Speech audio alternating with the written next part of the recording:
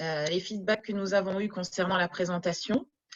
On vous a fait une version plus allégée, puisque la dernière fois, on nous a dit que c'était très bien, mais qu'il y avait peut-être beaucoup de trends. Donc, du coup, pour vous permettre de lire le rapport de manière plus digeste, on a sélectionné des trends sur lesquels on aimerait que vous portiez votre attention.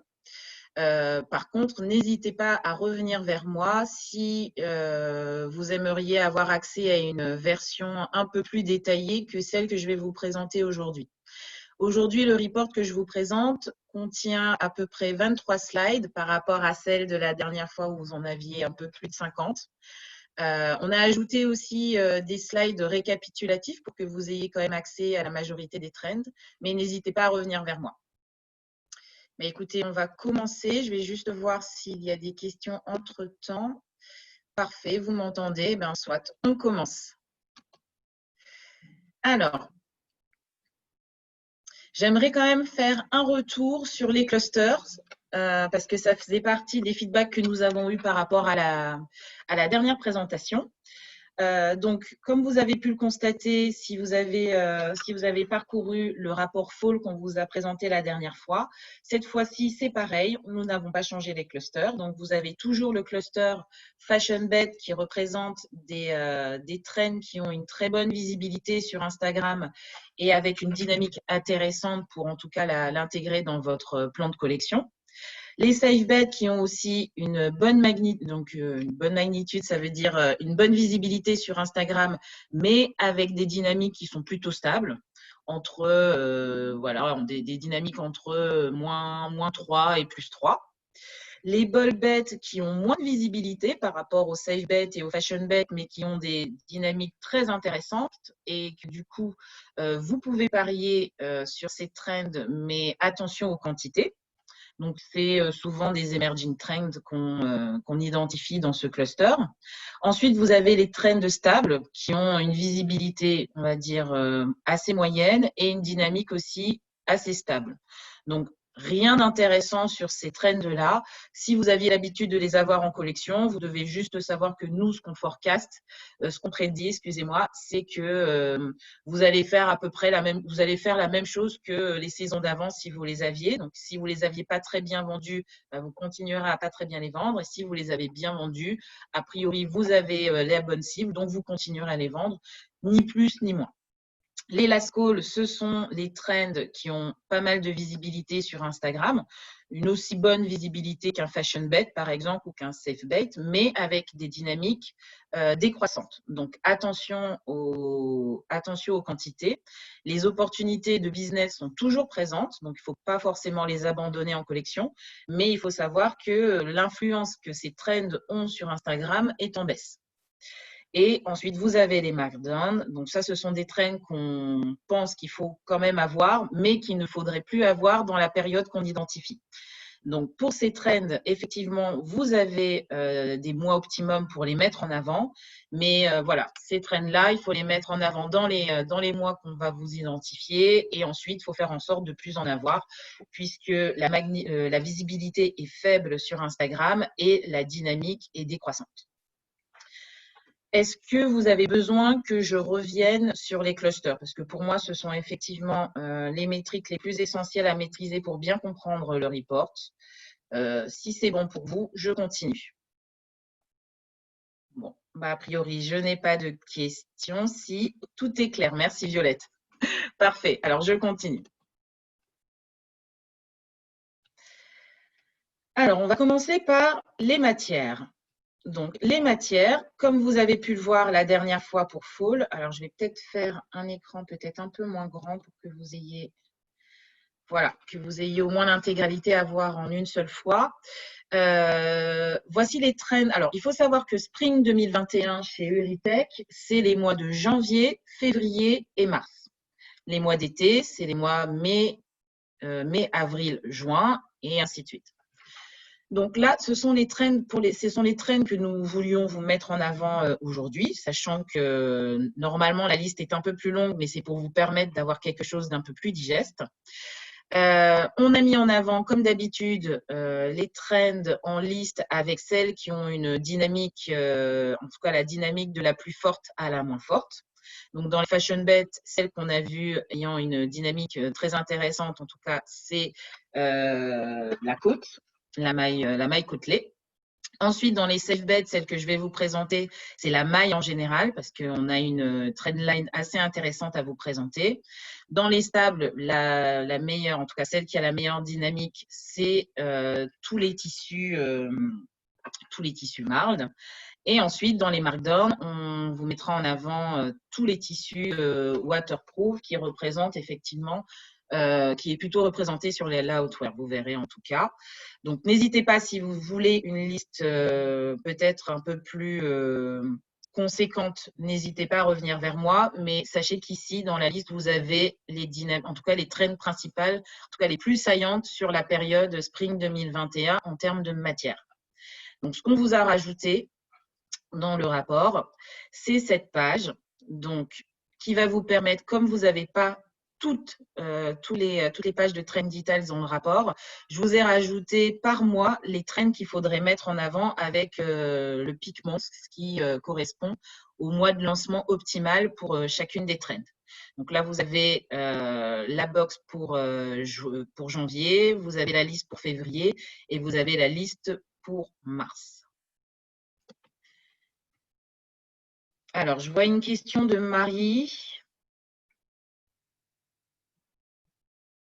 Alors, Marie, si tu as besoin d'avoir une liste plus conséquente, n'hésite pas à revenir vers moi. Mes coordonnées seront dans le replay et le feedback form que je vais vous envoyer aujourd'hui ou demain matin. Donc, n'hésite pas à me faire un retour par mail pour que je puisse te l'envoyer. Alors, on va commencer par la trend de la maille côtelée.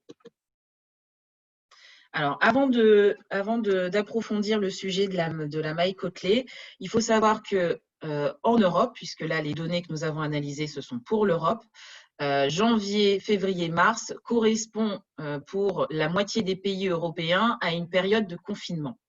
Donc, la France est confinée à partir de fin mars, l'Italie, c'était début mars, et ainsi de suite.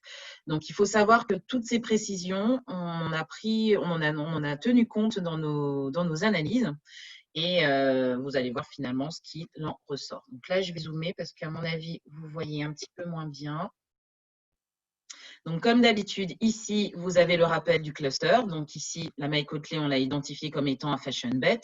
Vous avez le storytelling qui est appliqué à la trend. Donc, ici, on vous dit que finalement, cette trend a vraiment commencé à décoller au début du mois de janvier 2019. Donc, vous aviez une vraie différence entre l'année 2018 et l'année 2019 sur la maille côtelée.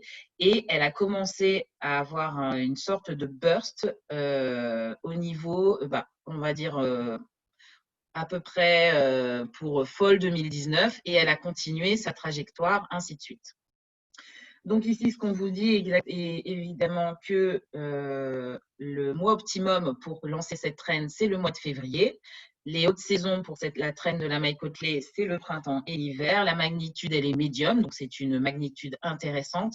Et surtout, ce que vous pouvez constater par rapport à ce qu'on forecast pour l'année prochaine, donc pour 2021, c'est une augmentation de 18%. Les personnes qui portent le plus cette trend sont les personnes edgy. Et ce que nous vous conseillons, c'est que ce que nous, on a vu sur Instagram, c'est que cette trend, elle se porte plutôt sur les tops, ce qui me semble assez logique. Elle est très surreprésentée sur la catégorie des tops. Mais il est aussi intéressant d'investiguer, en tout cas d'envisager le fait de la faire sur les robes et pourquoi pas sur des vestes, des cardigans, en tout cas sur la haute-wear. Et là, vous avez toujours les photos qui accompagnent la trend. Ensuite, je vais vous présenter la trend. On va aller voir la NIT parce que la trendline est assez intéressante. Donc, le NIT, c'est une visibilité bonne sur Instagram. Ça reste un safe bait. parce que par rapport à ce que nous, on a forecasté pour 2021, il n'y a pas une énorme augmentation, mais elle a quand même une augmentation de 5%. Et la trendline, comme vous pouvez voir, c'est que depuis 2017, la maille ne fait que grossir. Donc, il ne faut surtout pas oublier d'en faire dans vos collections et je pense que c'est le cas. Le mois optimum, en tout cas, pour le faire en spring, c'est janvier et elle est plutôt portée elle est plutôt représentée par les edgy. Donc ça, c'est une information assez importante, même si la visibilité, elle est très importante sur Instagram, puisqu'on a une visibilité big, elle est quand même le plus portée par les edgy, même si elle est aussi très portée par les trendy et les mainstream. Ici, pareil, en termes de représentation, c'est plutôt sur des tops. Ici, l'outwear est mieux représenté sur la maille que les dresses, donc plutôt faire peut-être des cardigans ou en tout cas des choses avec une fermeture, tout simplement. Et voilà, je pense que ça, c'est ce que je pouvais vous dire sur la maille. Et je vais vous présenter également le Rainproof, mais avant, je vais aller voir si vous avez des questions par rapport aux trends qui sont plutôt croissantes. Non, pour le moment, vous n'en avez pas, donc je vais continuer. Donc, le Rainproof. Donc, le Rainproof, c'est une matière finalement qui a toujours existé. Hein. C'était une matière plutôt technique qui a envahi, on va dire, le vestiaire, on va dire, plus général, en tout cas plus commun, surtout à partir de 2018. En tout cas, c'est ce que nous, on a observé sur Instagram. Pourtant, cette trend reste micro, c'est-à-dire que la visibilité n'est pas si importante sur Instagram. Alors, ça s'est surtout accentué avec le confinement. Donc ici, vous avez la période de Spring 2020 qui est ici, qui est moins importante que la période, par exemple, pour 2019, mais on pense que c'est dû au confinement, que forcément, si les gens commençaient à être confinés en Europe, ils ont moins porté des vestes d'extérieur et le Rainproof est plutôt une matière d'extérieur dans ce qu'on a pu observer sur Instagram, mais pas que. Je vais vous montrer ce qu'on a sur la répartition par catégorie. Donc, ce que nous, on a pu déceler, c'est qu'il y a eu quand même une baisse de 13% de la visibilité, mais c'est une baisse qui est quand même à mettre en perspective avec le confinement. Nous, on pense quand même que cette trend va rester quand même forte, même si sa visibilité est faible sur Instagram, parce qu'on pense aussi qu'une baisse de 13% compte tenu des circonstances est une baisse quand même assez limitée. Cette trend, elle est portée le plus souvent par les personnes trendy. Et bien sûr, elle est en tout cas, elle est surreprésentée sur la catégorie de l'outwear. Mais vous pouvez voir aussi qu'il y a une visibilité assez intéressante sur les tops, en tout cas sur les hauts. Donc, c'est une matière qui a été utilisée effectivement dans cette catégorie et ça a été posté quand même sur Instagram, même si la visibilité est mineure par rapport à d'autres trends. Donc là, vous avez aussi quelques photos. Je vais aller voir si vous avez des questions sur la partie Rainproof. Ça me semble… Ah, il y a 2 questions. Parfait. Très bien. Alors, je vais passer peut-être à la partie des prints. Donc, dans la partie des prints, c'est pareil, on vous a fait exactement la même répartition, c'est-à-dire qu'ici, vous avez le Trend Radar. Je vais vous montrer ici. Donc, ce que vous pouvez constater ici, c'est que nous avons identifié 3 importants clusters. Donc, vous avez des safe bets, des trends stables et surtout des markdowns. Alors, on n'a pas détecté spécialement de fashion bet pour la période de 2021, mais il faut savoir que ces rapports, nous allons les mettre à jour. Donc, on va les mettre à jour ce mois-ci, normalement, ils devraient être mis à jour. Donc, n'hésitez pas si vous avez besoin justement de trends plus conséquentes et d'avoir peut-être d'autres détails pour voir si on a détecté des fashion bets, vous pouvez aussi revenir vers moi. Donc, vous avez les safe bets et les stables. Et en termes de trend qui décroissent, je vais vous présenter maintenant le Lumberjack. On va zoomer pour que vous voyez mieux. Donc, le Lumberjack, il faut savoir qu'il avait été mis, et je pense que vous le savez tous, il a été relancé notamment par la collection Dior pendant les défilés de février 2019 pour les collections prêt-à-porter automne-hiver 2019-2020. Donc ici, vous avez à peu près la période du défilé, et là, vous avez l'historique avant la période du défilé. Donc, c'était une trend plutôt stable, avec finalement un comportement, on va dire qu'avant 2017, elle avait une meilleure visibilité, puis la visibilité a vraiment décru. Et nous sommes persuadés que les Fashion Week qui ont eu lieu en février 2019 ont annoncé cette trend, et c'est pour ça que vous avez justement ce pic qui revient pour Fall 2019 et pour automne-hiver 2019 et printemps 2020. Ça a favorisé la visibilité de cette trend, en tout cas sur Instagram. Le mois optimum pour faire cette trend, nous, ce qu'on a identifié pour le printemps, ce serait plutôt le mois de février. La magnitude est micro, donc quand même attention à vos quantités. C'est-à-dire que si elle était très visible pour l'automne-hiver 2019, elle a été beaucoup moins visible quand même sur le printemps 2020. Alors, une visibilité bien meilleure que celle de printemps 2019, je vous l'accorde, mais quand même, il va y avoir, pardon, excusez-moi, je me trompe d'horizon, il va quand même avoir une baisse dans ce que nous, on forecast. Donc, une baisse de 16%. La trend est plutôt portée par les hedges, qui nous semble assez logique avec le timing de relancement de cette trend. Donc, c'est une trend tout simplement à surveiller si vous targetez plutôt, si vous ciblez plutôt des personnes qui sont trendy ou mainstream, pour voir si la trend continue à se propager à ces profils. Le top est surreprésenté, bien sûr, pour le lumberjack. Donc, on va la retrouver sur des chemises, sur des hauts, des choses comme ça. Sur la hauteur, effectivement aussi, et sur les robes. Donc, ce sont les trois catégories qu'on conseille d'explorer pour cette trend, tout en faisant attention aux quantités. Quant aux jupes, c'est aussi une catégorie intéressante à exploiter pour le lumberjack. Je vais juste aller voir si vous avez d'autres questions.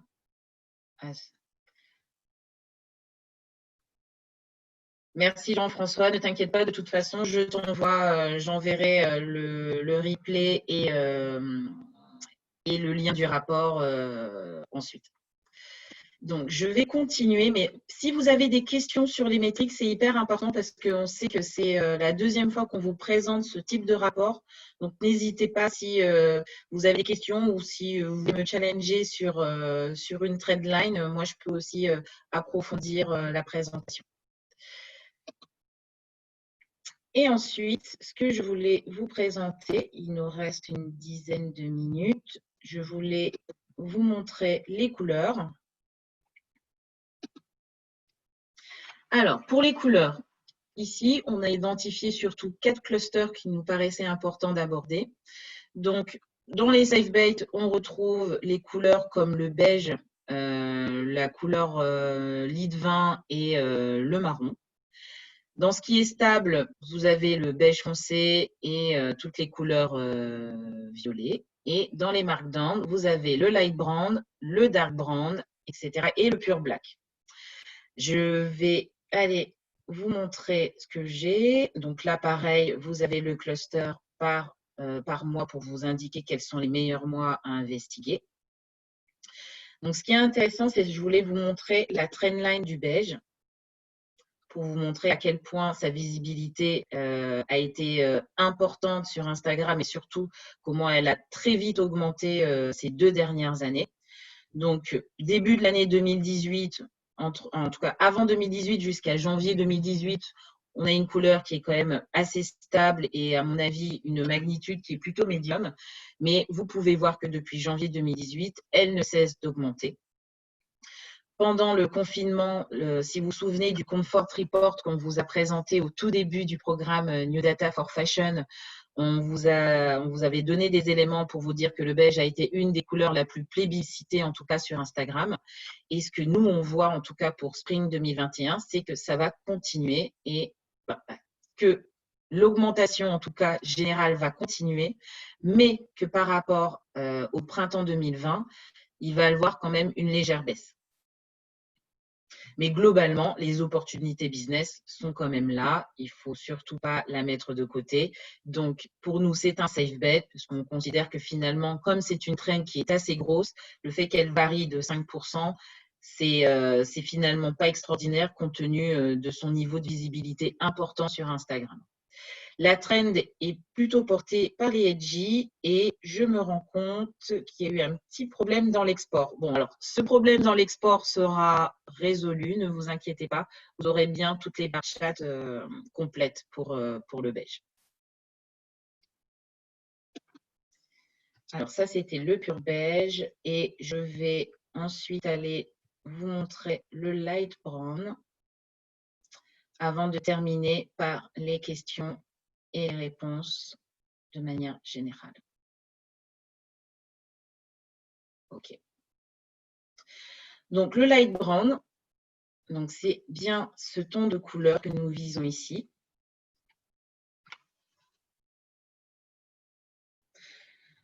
Donc, les saisons optimales pour faire cette couleur, c'est le printemps, l'automne et l'hiver. Le mois optimal, en tout cas, pour jouer cette couleur sur le printemps, c'est février.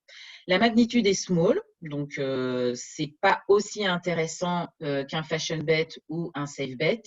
Mais ici, pourquoi nous avons estimé que c'était une trend en markdown, c'est-à-dire une trend que si vous avez prévu d'avoir en collection, surtout la jouer en février et faire en sorte peut-être de la mettre en avant pendant cette période de temps, c'est-à-dire février, et faire en sorte que vous ne l'ayez plus après, c'est à cause de sa dynamique. Donc, une dynamique qui est décroissante et parce que la visibilité sur Instagram est assez faible.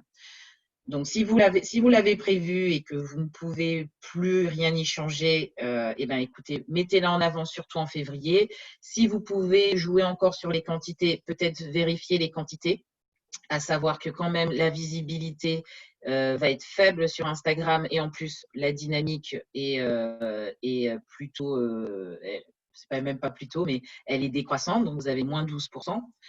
Aussi faire attention aux personnes qui portent cette trend, puisque c'est plutôt des edgy people qui les portent.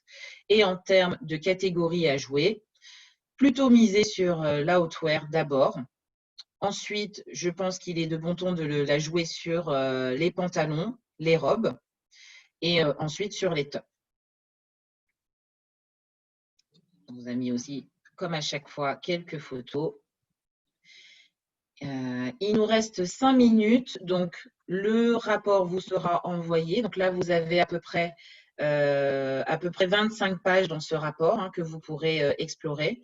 Donc, n'hésitez pas à nous faire vos feedbacks juste après pour que soit on revienne à ce qu'on vous présentait pour Fall 2020, parce que là, on s'est quand même beaucoup adapté au feedback que nous avons eu quand on a présenté l'automne 2020, qui nous disait que c'était vraiment très complet, très clair, mais peut-être beaucoup de trends. Donc là, on nous a fait une sélection. Donc, n'hésitez pas à nous dire dans vos feedbacks si, voilà, on a testé les deux, donc une version un peu plus complète pour Fall et une version allégée avec ce que nous, on préfère ce que nous, on estime être le plus important en termes de trend. Alors, j'ai une question ici. Je vais aller voir. Donc, n'hésitez pas à nous faire un retour dans le feedback form, bien sûr. Alors, j'ai un commentaire qui me dit qu'on préfère quand c'est complet. Eh bien, n'hésitez pas à nous faire parvenir ces commentaires, parce que justement, nous, on essaye d'adapter nos webinars au plus grand nombre, comme vous êtes très nombreux. Donc, n'hésitez pas à nous faire ce retour et si effectivement vous préférez la première version, on reviendra sur la première version dans le report qu'on va vous partager, par exemple, et surtout pour Summer 2021 qu'on va bientôt vous présenter aussi. Est-ce que vous avez des questions sur les trends que je vous ai présentés ce matin? ou peut-être des questions sur stop share, ou peut-être des questions sur l'organisation du report. Par exemple, les nouvelles pages qu'on vous a rajoutées qui vous récapitulent tous les mois en peak months. Peut-être ça peut être, si vous voulez qu'on les garde, on vous les rajoutera dans la version complète. N'hésitez pas à me faire vos retours. On a encore quelques minutes avant la fin du webinaire. Coralie, tu préfères aussi la version complète. Bon, écoutez, c'est noté. On ira à la majorité. Parce que vous êtes quand même nombreux. Donc, mais en tout cas, si vous avez besoin de la version complète, vous pouvez toujours revenir vers moi. J'ai eu quelques échanges avec des personnes participant au New Data for Fashion qui m'ont demandé d'avoir une version un peu plus complète, même de Fall. Donc, je l'ai partagé quand c'était demandé. Donc, n'hésitez pas si vous avez besoin d'une version complète cette fois-ci, on le fera aussi. Violette, c'est noté aussi. Je le note.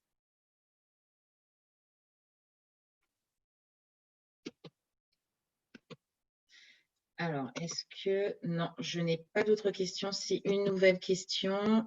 Idem, Marie. Donc, en tout cas, pour ceux qui ont participé à la conférence d'aujourd'hui, j'ai l'impression quand même que vous préférez qu'on vous présente une version plus complète comme celle qu'on avait faite pour automne 2020. Si j'ai bien compris. Ben, écoutez, c'est bien noté, on le fera. Très bien, Marie. Écoutez, merci beaucoup pour votre temps ce matin. Je vous rappelle aussi que le prochain webinaire, c'est le 9 juillet et nous allons faire un webinaire avec Morgane Bancel sur la manière de booster vos acquisitions en termes de marque. Je pense que ça va être un super webinaire qui pourrait vous aider sur vos bonnes pratiques digitales et vos bonnes pratiques de manière générale avec votre marque et vos sites internet. Donc, on a eu déjà pas mal d'inscriptions, donc on est super content. On se rend compte que c'est un contenu qui vous intéresse. Donc, n'hésitez pas, c'est un webinaire qui est ouvert à tous.